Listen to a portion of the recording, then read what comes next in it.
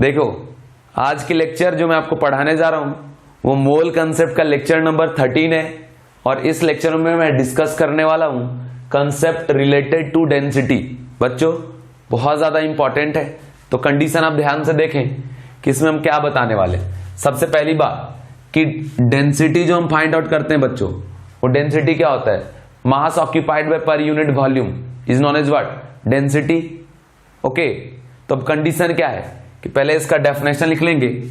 Mass occupied by per unit volume is known as density. ठीक है बच्चों, तो ये कंडीशन आप याद रखें। अभी जो डेंसिटी है इसका फॉर्मूला हम क्या लिखेंगे कि density is equal to mass by volume. और ये जो फॉर्मूला है डेंसिटी का, सॉलिड, लिक्विड एंड गैस सभी पे वैलिड होगा। सॉलिड का डेंसिटी निकालो तो भी मास बाय वॉल्यूम, लिक्विड का डेंसिटी निकालो तब भी मास बाय वॉल्यूम, गैस का डेंसिटी निकालो तब भी मास बाय वॉल्यूम। बच्चों हम लोग इसी फॉर्मूले का यूज करेंगे कभी भी अगर आपको डेंसिटी निकालना हो। कंडीशन अब देखें। अब इसके यूनिट का मैं बात करता हूं, unit of density.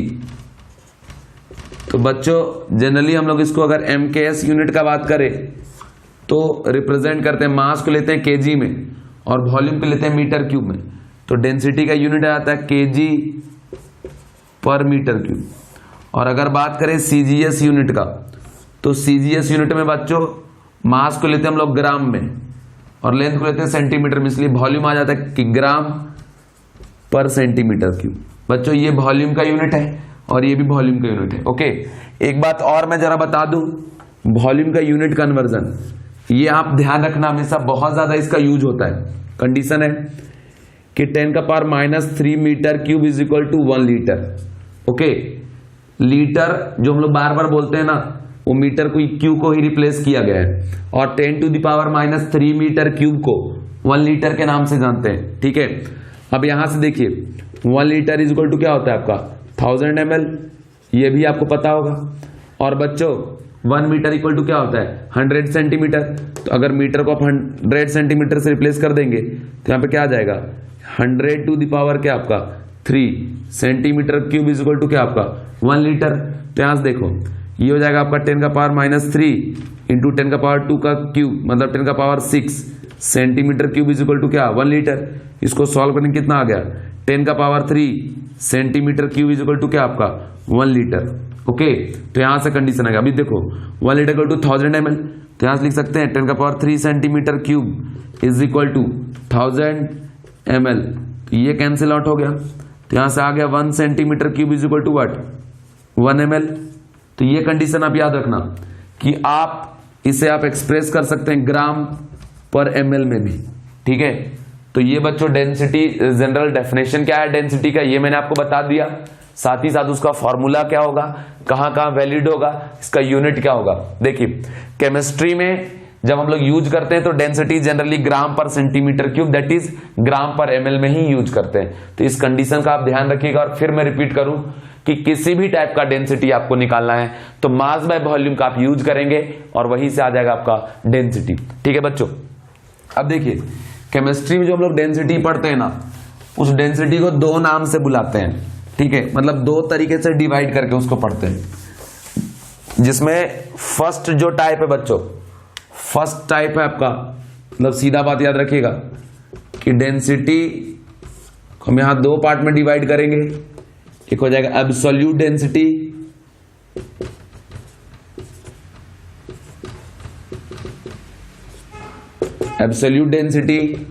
And second हो जाएगा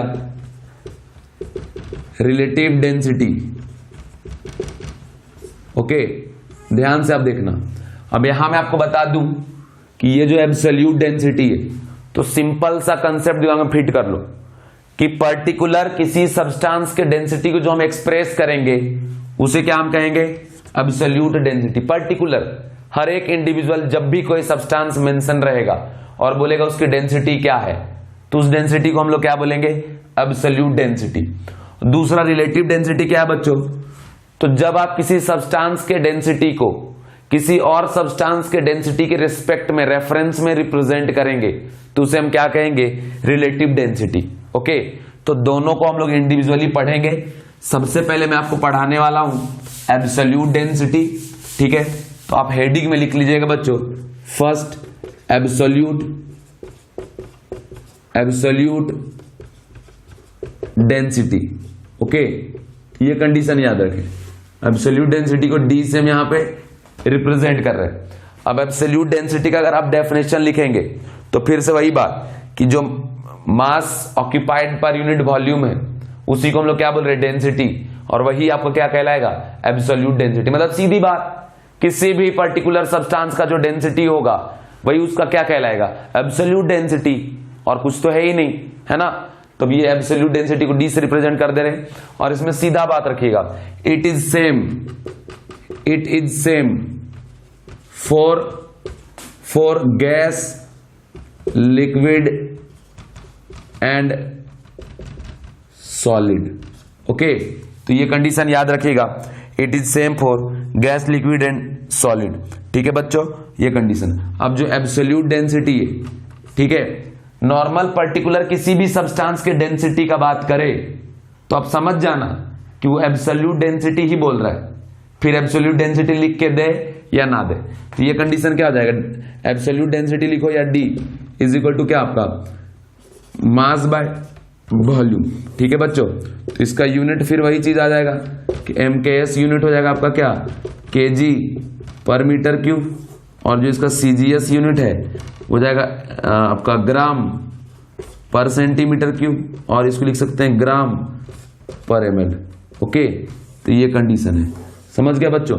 एब्सोल्यूट डेंसिटी, पर्टिकुलर किसी डेंसिटी को जब आप एक्सप्रेस करिएगा तो उसे हम क्या कहेंगे, एब्सोल्यूट डेंसिटी। ठीक है बच्चों, अब मैं आपको लेके जा रहा हूं दूसरे टाइप के डेंसिटी में, ठीक है, जिसका नाम है रिलेटिव डेंसिटी। रिलेटिव डेंसिटी को भी दो पार्ट में डिवाइड करके हम लोग पढ़ते हैं। फर्स्ट पार्ट सॉलिड लिक्विड के लिए और दूसरा पार्ट गैस के लिए, ठीक है, जिसमें सबसे ज्यादा इंपॉर्टेंट यहां पे है गैस वाला पार्ट, ठीक है, वो naमैं आपको आखिर में पढ़ाऊंगा। तो यहां पे लिखेंगे हेडिंग में, the second type relative density, relative density. बच्चों इसको RD से रिप्रेजेंट करेंगे, रिलेटिव डेंसिटी। इसमें सीधा याद रखेंगे कि जब आप किसी सब्सटेंस के डेंसिटी को किसी और सब्सटेंस के रिस्पेक्ट में आप एक्सप्रेस करेंगे तो उसे हम क्या कहेंगे, रिलेटिव डेंसिटी। इसमें सीधा याद रखिएगा कि मान लो जैसे यहां पे क्वेश्चन के फॉर्मेट में दिया है कि find density of substance 1 with respect to substance 2, तो क्या करिएगा, relative density of substance 1 with respect to substance 2 is equal to density of substance 1 divide by density of substance 2। तो देखिए रिलेटिव डेंसिटी एग्जैक्ट क्या है, ratio of two different densities of two substance. तो उसमें to different या जो भी density same या डिफरेंट जो भी ले रहे उसमें दोनों का यूनिट ग्राम पर ml, ग्राम पर ml क्या जाएगा, कैंसिल आउट, या kg पर मीटर क्यों, kg पर मीटर क्यों क्या हो, कैंसिल आउट। तो ये जो रिलेटिव डेंसिटी है ये क्या हो गया बच्चों, आपका unit less.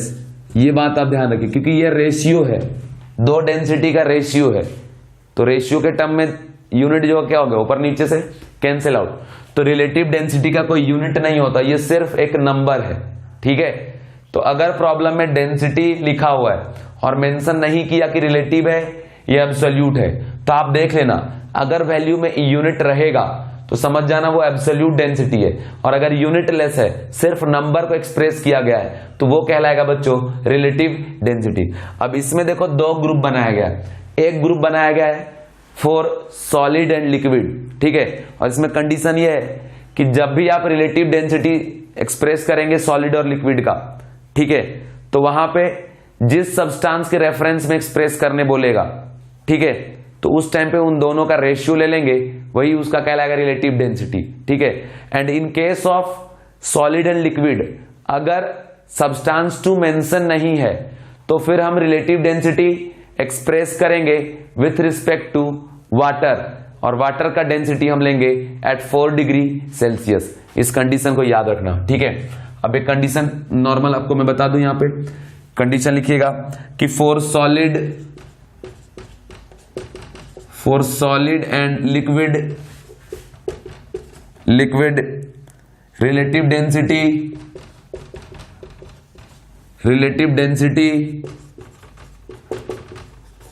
Density is taken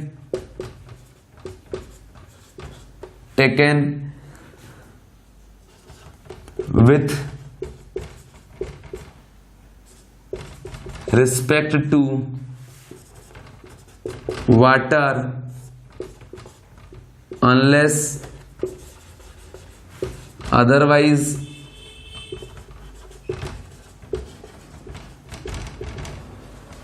mention. ठीक है, अनलेस अदरवाइज मेंशन। ठीक है, तो ये कंडीशन आप याद रखना। समझ गए बच्चों? अब यहां पे सीधा बात आपको ध्यान रखना है कि जब भी अगर आपको बोले कि डेंसिटी निकालना है किसी भी सब्सटेंस का, वो सॉलिड है या लिक्विड है, किसी और सॉलिड और लिक्विड के रिस्पेक्ट में, तो बस दोनों के डेंसिटी का रेशियो ले लेना है और कुछ नहीं करना है। और दूसरा सब्सटेंस का इंफॉर्मेशन नहीं दिया है तो उस केस में फिर हम एक्सप्रेस करेंगे विथ रिस्पेक्ट टू क्या आपका वाटर। तो कंडीशन देखे बच्चों, जैसे यहां बोल रहा है कि find relative density of substance 1 with respect to substance 2। Okay, तो यहां पे सीधा करेंगे कि relative density is equal to, बोल रहा है रिलेटिव डेंसिटी ऑफ सब्सटेंस 1, तो ऊपर मिलेंगे density of substance 1 divide bye, जिसके रिस्पेक्ट में बोला है वो नीचे जाएगा, रिस्पेक्ट टू सब्सटेंस 2, यहां पे क्या हो जाएगा डेंसिटी ऑफ सब्सटेंस 2। तो ये हो गया बच्चों रिलेटिव डेंसिटी। देखिए ऊपर में ग्राम पर ml यूनिट, नीचे भी ग्राम पर ml, कैंसिल आउट हो गया, क्या हो गया नेट वैल्यू, नेट वैल्यू क्या हो गया आपका यूनिटलेस। ठीक है, और मान लो अगर सब्सटेंस 2 मेंशन करके नहीं दिया है, ठीक है, अगर सब्सटेंस 2 मेंशन नहीं किया है तो यहां पे क्या लेंगे density of water at 4 degree Celsius, और डेंसिटी जब वाटर का लेंगे 4 डिग्री सेल्सियस पे, इसका वैल्यू होता है 1 ग्राम पर ml। ये बात भी ध्यान रखना, याद रखना कि density of water at 4 degree Celsius क्या होता है बच्चों 1 ग्राम पर ml। तो इस कंडीशन का बच्चों आप ध्यान रखना। ठीक है, समझ गए? अब नॉर्मली अगर आपको ऐसे लिख के दे दिया कि find density of substance, find ऐसा लिख दिया रिलेटिव डेंसिटी ऑफ सब्सटेंस, ऐसा किसके रिस्पेक्ट में लेना ये मेंशन नहीं किया, तो सीधा बात अगर ये लिक्विड या सॉलिड है तो लिखेंगे relative density equal to density of substance divide by density of water. ठीक है, तो जो मैग्नीट्यूड है उसमें 1 डिवाइड करेंगे, जो है वही रह जाएगा, बस यूनिट हट जाएगा, यूनिटलेस हो जाएगा। ठीक है बच्चों, तो ये मैंने आपको बता दिया कि सॉलिड और लिक्विड का रिलेटिव डेंसिटी आप कैसे निकालेंगे। जैसे बोला find relative density of substance X with respect to substance Y. ठीक है, और दोनों सॉलिड या लिक्विड है या सॉलिड लिक्विड कॉम्बिनेशन, तो क्या करेंगे कि density of substance x divide by density of substance 2, जिसके रिस्पेक्ट में बोला है ना वो नीचे जाएगा। ओके, समझ गए? तो ये हो गया बच्चों किसका बात, लिक्विड का। अब मैं बात करने जा रहा हूं गैस का, और ये गैस का जो कंडीशन है बच्चों ये समझ लो कि सबसे ज्यादा इंपॉर्टेंट है। ठीक है बच्चों, तो हेडिंग में आप लिखिएगा रिलेटिव डेंसिटी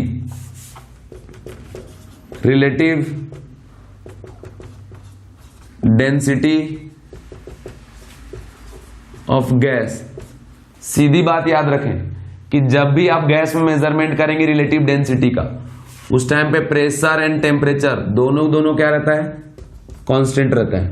ठीक है, समझ गए? तो ये कंडीशन है।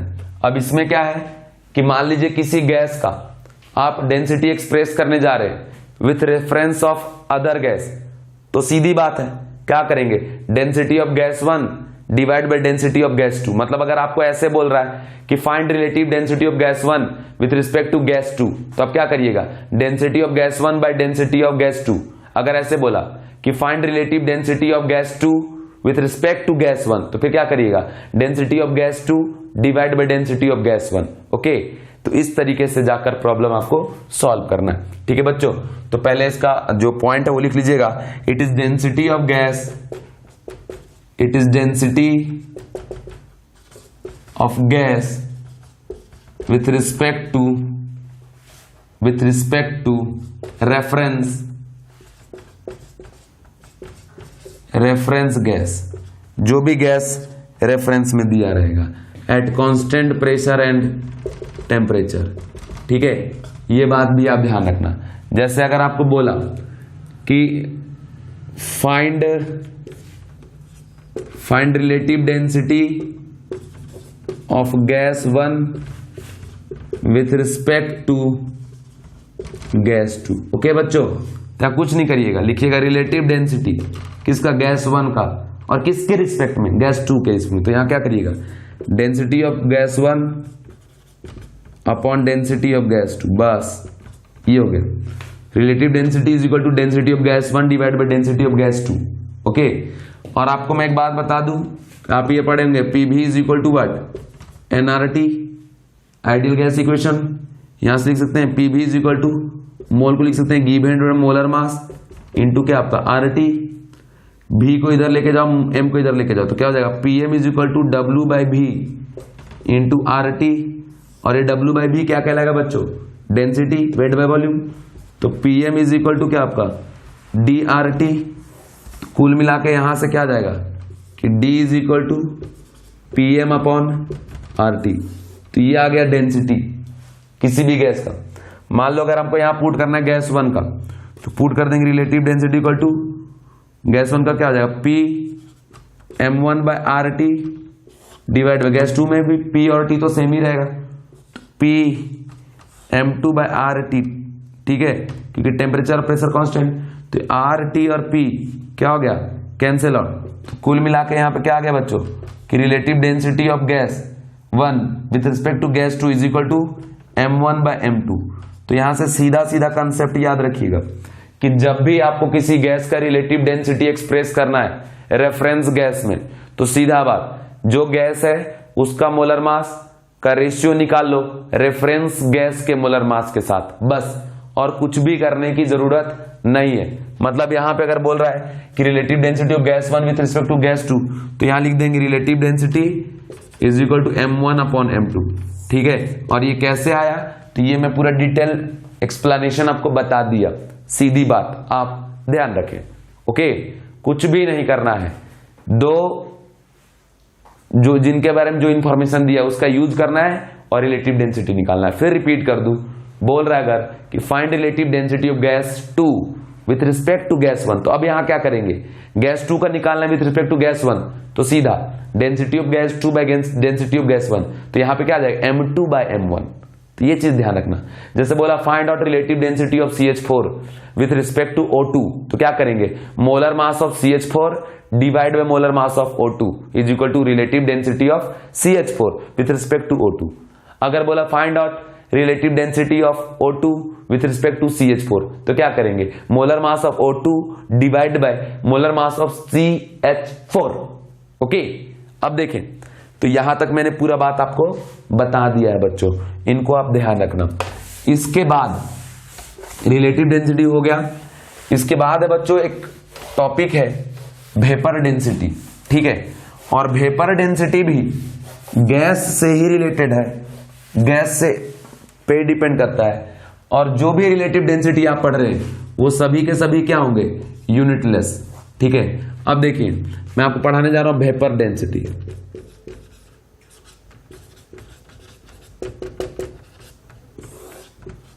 वेपर डेंसिटी, ठीक है, तो vapour density relative density of gas का एक स्पेशल कंडीशन है। इसमें क्या है कि जब आप किसी गैस के डेंसिटी को एक्सप्रेस करेंगे with respect to hydrogen gas, तो उस केस में हम रिलेटिव डेंसिटी का नाम देते हैं vapour density. Understand? Again repeat करता हूं, मैंने क्या कहा कि जब आप किसी गैस की डेंसिटी को एक्सप्रेस करेंगे with respect to hydrogen gas at constant pressure and temperature, तो उस कंडीशन पे रिलेटिव डेंसिटी का एक नया नाम आया, उस नए नाम को हम लोग क्या नाम दिए, वेपर डेंसिटी, जो कि बहुत ज्यादा इंपॉर्टेंट है बच्चों। इसमें कंडीशन आप देखिए, कंडीशन क्या है कि इसमें लिखिएगा जरा कंडीशन कि इट इज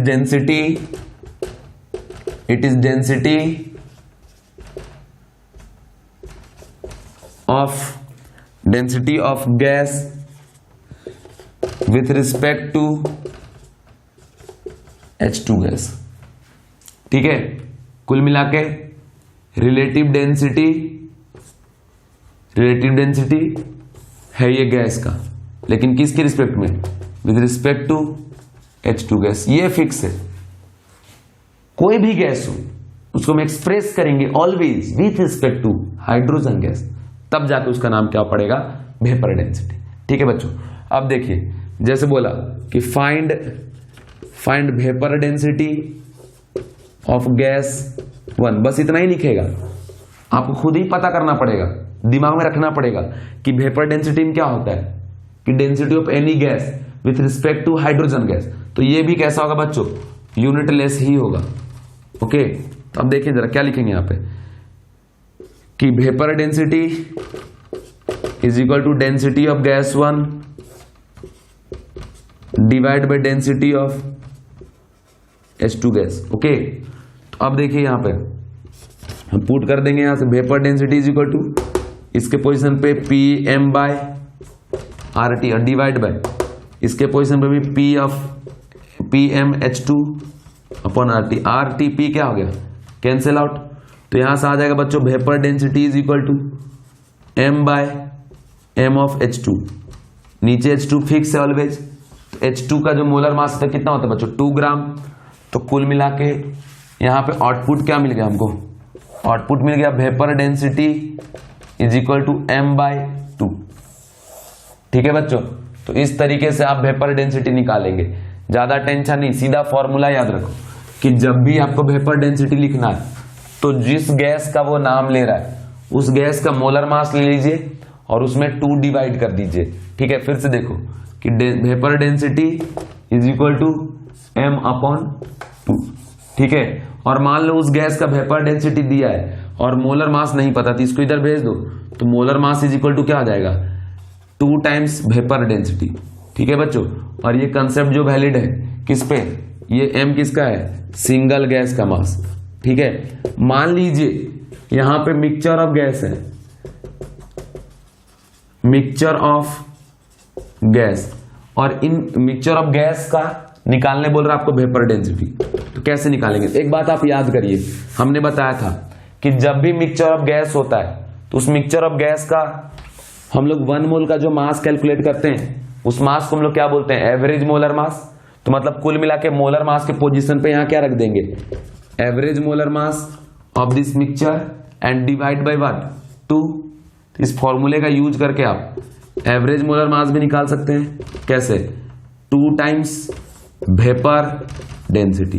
ठीक है बच्चों, इनसे रिलेटेड भी सारे प्रॉब्लम मैं कराऊंगा, एक बार जो थ्योरी सारे मैं बता दूं।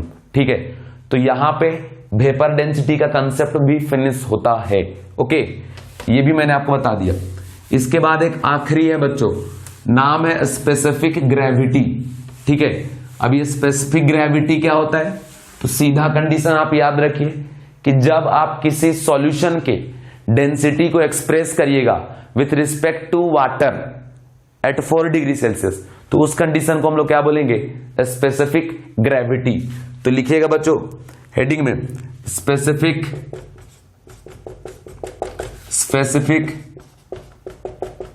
ग्रेविटी। इसमें मैंने क्या बोला कि density of water with respect to density of क्या, मतलब density of solution with respect to density of water is known as what, specific gravity. Okay, तो यहां पे कंडीशन आप लिख लीजिएगा कि it is density of solution with respect to density of water at 4 degree Celsius. और मैंने आपको बता दिया कि डेंसिटी ऑफ H2O जो होता है 4 डिग्री सेल्सियस पे कितना होता है, 1 ग्राम पर ml। ठीक है बच्चों, तो यहां लिखेंगे specific gravity is equal to density of solution divide by density of H2O at 4 degree Celsius. यहां से लिखेंगे specific gravity is equal to density of solution कितना, d ग्राम पर ml मान लो दिया है, ठीक है, और ये कितना 1 ग्राम पर ml, ये कैंसिल आउट हो गया। तो specific gravity is equal to क्या आ जाएगा बच्चों, d। मतलब जो सॉल्यूशन का डेंसिटी है उस डेंसिटी में से सिर्फ मैग्नीट्यूड को अगर आप लिख देंगे तो क्या आ जाएगा, स्पेसिफिक ग्रेविटी। और मान लो आपको डेंसिटी ऑफ सॉल्यूशन निकालना है तो स्पेसिफिक ग्रेविटी में ग्राम पर ml लगा देना, निकल जाएगा क्या आपका डेंसिटी ऑफ सॉल्यूशन। क्यों, इधर अगर इसको क्रॉस मल्टीप्लाई कर देंगे तो क्या आ जाएगा डेंसिटी ऑफ सॉल्यूशन, और ये कितना है 1 ग्राम पर ml, तो नंबर में कोई फर्क तो पड़ने वाला नहीं है। बच्चों जितने भी टाइप का डेंसिटी होता है वो सारे ही टाइप के डेंसिटी मैंने आपको पढ़ा दिया। अब इनसे रिलेटेड मैं आपको प्रॉब्लम दिखाता हूं कि किस टाइप के प्रॉब्लम जनरेट होते हैं, किस टाइप का कंडीशन आता है। तो कुल मिला के सारी बातें मैंने आपको बता दिया कि एब्सोल्यूट डेंसिटी क्या होता है, रिलेटिव डेंसिटी क्या होता है, रिलेटिव डेंसिटी में क्या क्या कंडीशन सारा बता दिया। एक बार फिर रिपीट कर देता हूं, एब्सोल्यूट डेंसिटी क्या होता है कि पर्टिकुलर किसी सब्सटेंस के जो डेंसिटी को हम एक्सप्रेस करेंगे उसको बोलेंगे एब्सोल्यूट डेंसिटी, और एब्सोल्यूट डेंसिटी का अपना एक यूनिट होता है, ठीक है। और दूसरा रिलेटिव डेंसिटी में क्या होता है कि जब दो सब्सटेंस लिए उसमें से किसी एक सब्सटेंस का डेंसिटी को दूसरे एक सब्सटेंस के रिस्पेक्ट में जब हम एक्सप्रेस करेंगे उसको रिलेटिव डेंसिटी बोलते हैं। ओके, इसमें दो ग्रुप बना, एक सॉलिड लिक्विड का, दूसरा गैस का। सॉलिड लिक्विड में अगर बोला find out density of substance 1 with respect to substance 2, क्या करेंगे d1 by d2, और रिलेटिव डेंसिटी ऑलवेज क्या होता है यूनिटलेस, ठीक है। अगर सब्सटेंस 2 मेंशन नहीं है तो फिर आप लेंगे with respect to water. Gas में आए बच्चों तो density of gas 1 with respect to reference gas, तो इसको बोलेंगे रिलेटिव डेंसिटी ऑफ गैस। तो यहां पे फाइनल फॉर्मूला है relative density equal to m1/m2। ओके, उसके बाद आया वेपर डेंसिटी। जब एक्सप्रेस करेंगे किसी भी गैस के रिलेटिव डेंसिटी को विथ रिस्पेक्ट टू वाटर तो उसको कहेंगे vapour, with respect to hydrogen तो उसको कहेंगे वेपर डेंसिटी, और वेपर डेंसिटी का फॉर्मूला है मोलर मास बाय 2। और अगर मान लो मिक्सचर ऑफ गैसेस है तो हो जाएगा average molar mass by 2। Okay, अब आते हैं हम लोग क्वेश्चन पे। सबसे पहले क्वेश्चन आप देखो बच्चों, इसका जो फर्स्ट प्रॉब्लम है, क्वेश्चन ये कह रहा है कि density of SOX is 2 with respect to O2 gas. Calculate value of X. यहां जो SOX है इसमें से X की वैल्यू निकालनी है, तो सीधी बात है क्या है, density of SOX with respect to O2। कुल मिला के क्या है, रिलेटिव डेंसिटी। इसमें density of SOX divide by क्या होगा, डेंसिटी ऑफ O2, क्योंकि क्या बोल रहे this with respect to this, तो जो रिस्पेक्ट वो नीचे जाएगा। अब देखिए तो दोनों ही गैस है, तो यहां सीधा कंडीशन क्या आ जाएगी, relative density equal to mass of SOX divide by mass of क्या आपका O2। इसके बाद यहां देखिए रिलेटिव डेंसिटी की वैल्यू दिया है कितना, 2 दिया है, तो 2 हमने यहां पुट कर दिया। इसके बाद मास ऑफ SOX और डिवाइड बाय O2 का मास कितना हो जाएगा बच्चों 32, क्रॉस मल्टीप्लाई कर देंगे कितना हो जाएगा 64 equal to mass of SOX। ठीक है, अब यहां आप देखो SOX का मास क्या होगा, सल्फर का 32 और ऑक्सीजन का 16 इंटू एक्स, क्योंकि X नंबर वाइज ऑक्सीजन है, इक्वल टू क्या हो गया 64। ये जब इधर जाएगा तो माइनस हो जाएगा, तो यहां निकल जाएगा 16x is equal to 32। x equal to 32/16 अगर कर दिए तो x का वैल्यू क्या आ गया बच्चों, 2 आ गया। Okay, understand. तो x का जो वैल्यू है वो किसके बराबर हो गया, 2 के बराबर। तो इस तरीके से प्रॉब्लम को आपको सॉल्व करना है। ठीक है, नेक्स्ट प्रॉब्लम मैं आपको दिखा रहा हूं, बहुत सारे इस टाइप के हमारे पास प्रॉब्लम है। ठीक है, जैसे बोल रहा है कि calculate vapour density of SO3 gas. ठीक है, क्वेश्चन है calculate vapour density of SO3 gas. Okay, इसमें कुछ भी नहीं करना है, सीधा लिखेंगे कि vapour density is equal to what, molar mass by 2 m/2। तो vapour density is equal to 32 और प्लस 48 मतलब 80/2 कितना आ गया बच्चों 40। सीधा सा m/2 का फॉर्मूला लगा दीजिए, वही हो जाएगा वेपर डेंसिटी। हर बार आपको डिराइव करने की जरूरत नहीं है, कहीं भी आपको इतना डेरिवेशन नहीं पूछेगा, मैं आपको पूरी डिटेल में बता रहा हूं इसलिए इतना बता रहा हूं, ठीक है। इसके बाद का कंडीशन आप देखिए, नेक्स्ट एक क्वेश्चन और दिया हुआ है, a solution has a specific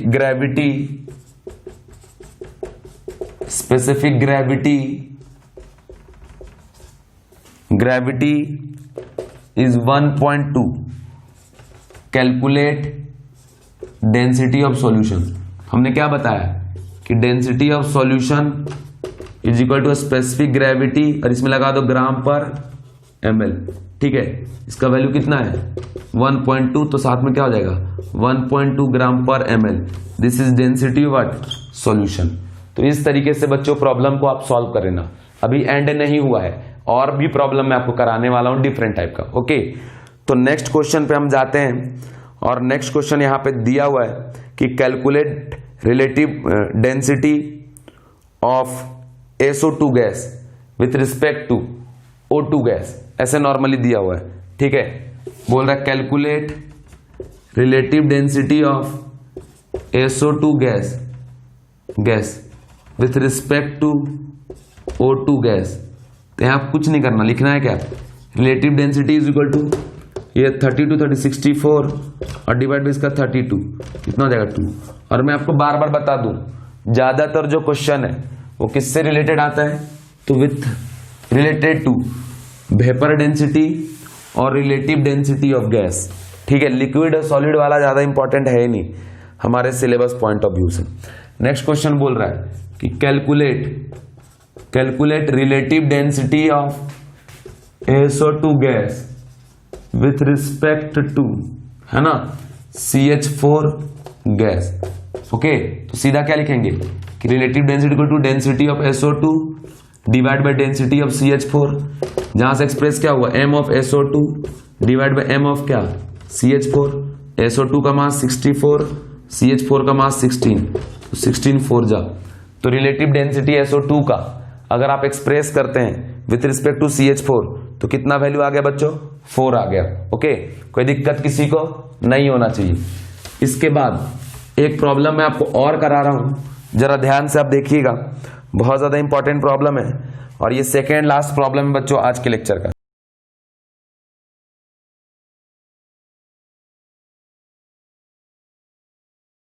density of sample containing 5 mole of O2 and 5 mole of N2।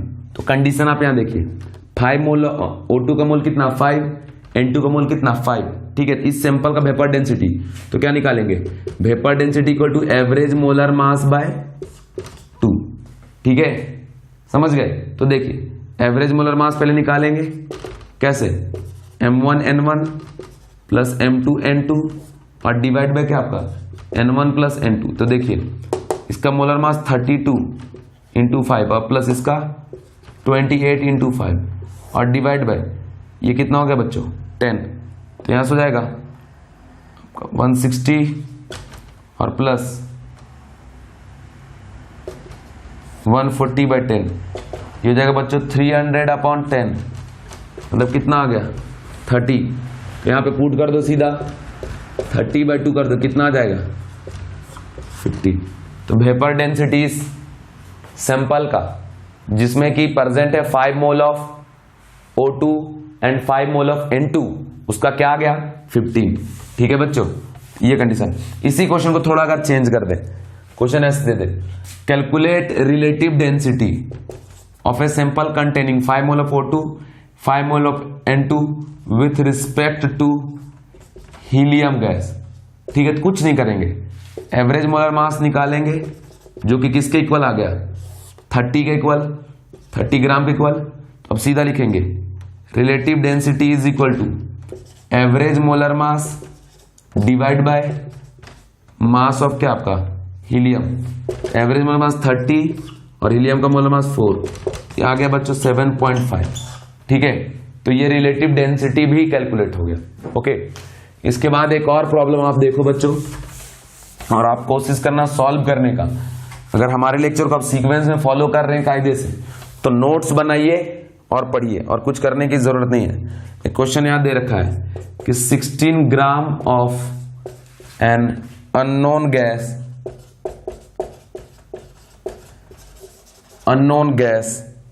Occupy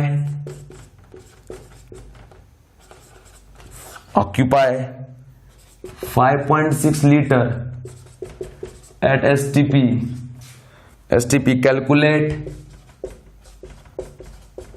Calculate vapor density of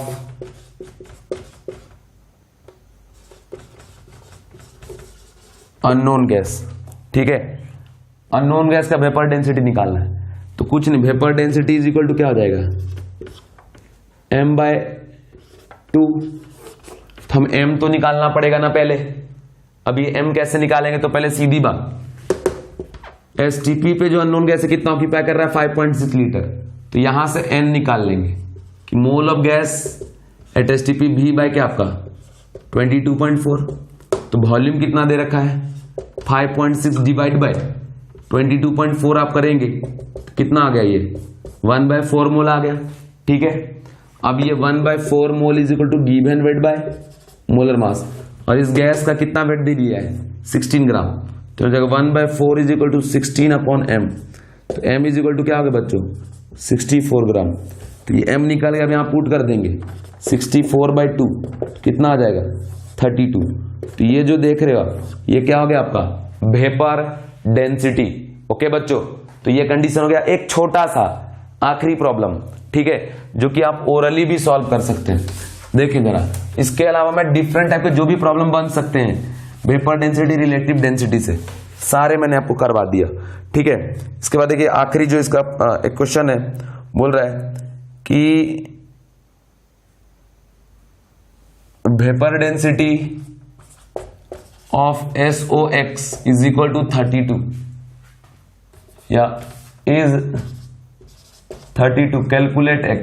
तो आप तो इस क्वेश्चन को खा जाओगे, ऐसे खा जाओगे जैसे सेब खाते हैं, है ना, ऐसे खा जाओगे जैसे जो आपको पसंद है उस तरीके से निकल जाओगे डायरेक्ट बिना पानी का, है ना। कैसे, सीधा वेपर डेंसिटी इक्वल टू क्या आपका m/2। ओके, हम बोल रहे वेपर डेंसिटी से कितना है 32 is equal to m/2, cross multiply करने क्या हो गया 64 इज इक्वल टू क्या m। अब यहां से इक्वेट कर देंगे कि 64 इक्वल टू ये 32 और प्लस 16 इंटू एक्स, एक्स का वैल्यू क्या आ गया 2, हो जाएगा आपका SO2। ये क्वेश्चन शायद एक बार करवा दिए थे। ठीक है, तो बच्चों ये मैंने आपको करवा दिया। मेरा कोशिश है कि एवरीडे आपको एक लेक्चर प्रोवाइड करूं और आप ध्यान से लेक्चर सिस्टमेटिक वे में देखिए, फॉलो करिए, एवरीडे लेक्चर मिलेगा। And after completion of 1000 subscriber मैं लाइव लेक्चर भी स्टार्ट करने वाला हूं। ओके, और बच्चों अगर आप हमें फॉलो करते हैं तो मेरा व्हाट्सएप नंबर प्रोवाइडेड है डिस्क्रिप्शन में, आप व्हाट्सएप नंबर पे अपने डाउट को फॉरवर्ड कर सकते हैं, मैं क्लियर करूंगा। ओके, एंड साथ ही साथ आप नरेंद्र अवस्थी बालाजी पब्लिकेशन की एक बुक आती है, ठीक है, फिजिकल केमिस्ट्री के लिए, उस बुक को परचेज करें। ठीक है, और मान लीजिए आपको परचेज नहीं करना है, सपोज आपको परचेज नहीं करना है, तो आप प्ले स्टोर में चले जाइए और प्ले स्टोर में सर्च करिएगा नरेंद्र अवस्थी करके, तो वहां पे उसका ऐप आ जाता है। ठीक है, तो उससे प्रॉब्लम को सॉल्व करना चालू करिए। और बेस्ट बुक है वो IIT और नीट के लिए, देखिए दोनों के लिए अलग आता है, IIT वालों के लिए अलग बुक आती है, नीट वालों के लिए अलग, बस राइटर सेम है, पब्लिकेशन सेम है। सबसे बढ़िया बात भैया परचेज कर लो ना, Amazon से ऑर्डर कर लो, ज्यादा महंगा नहीं है, लेकिन बहुत शानदार शानदार क्वेश्चन है, सॉल्व करके आपको मजा आ जाएगा, मतलब वाकई मजा आ जाएगा। कौन सा book, Narendra Awasthi Balaji publication, JEE के लिए अलग आता है, नीट के लिए अलग आता है। नीट वाले बच्चे नीट वाला परचेज करेंगे, JEE वाले बच्चे JEE का परचेज करेंगे। Okay, bye.